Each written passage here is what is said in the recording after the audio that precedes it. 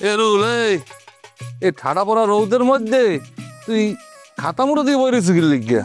ভাই জিকে জ্বর উঠছে। কাউকে জ্বর উঠলে আবার কি লেগি? তোরা কিছু টের পাও না রাত্রিরে কালকে কি হয়েছে? তোরে কি রাইতে কি কোনো মাথারে গিয়ে চাইতে ধরছিলে? ভাই সবসময় এর কি দেন ভাল লাগে না।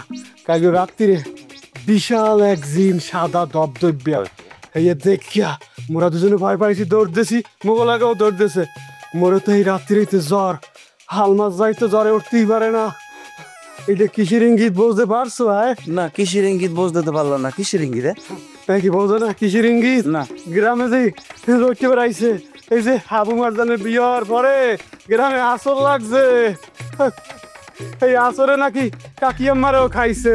এখন নাকি গ্রামের হাবু মারজান বাদে সবাই রে খাইবে। আর কালকে মরে আর আলমাস বাইরে ধরছে ওরে রে। কি বল? এ রুল তুই কি পাগল হয়ে গেছো? আরে তুই যে জিন দেখছো এ তো জিন না, এলো সেকেন্ড চেয়ারম্যানের সাজানো। ওই যে বাবলু আছে না, বাবলু, এ বাবলু জিন সাইজা গতকালকে রাত্রে ঘুরে বেড়াইছে, বুঝছো? কোন কি কাকু, এটা আপনি কার কাছে শুনছেন? আরে মুই সকালবেলা দোকানে হুন্নে আইছি, বুঝছো? এই বাবলু জিন সাইজা ঘুরে বেড়াইছে। হ্যার পরে কি হয়েছে হন, হ্যার পরে আর বাপের সামনে বইরে গেছে। হ্যার বাপ তো ডরে একেবারে অজ্ঞান। এখন তো আলার বালা ঘরের মধ্যে জ্বরে কাতরাইতে আছে। সকালবেলা চা খাইতেছে দোকানে, হেনে আইয়া এই সব গোমর ফাঁস করে দিয়েছে। ফোন কথা আছে না যে উপরের দিকে থুতু ফেলাইলে নিজের গায়ে পড়ে। সেকেন্ড চেয়ারম্যানের বুদ্ধিতে এই বুথ সাইজা জিন সাইজা ডর দেয় দিকে আর নিজের বাপের এই ডর দেখা লাইছি, বুঝছো?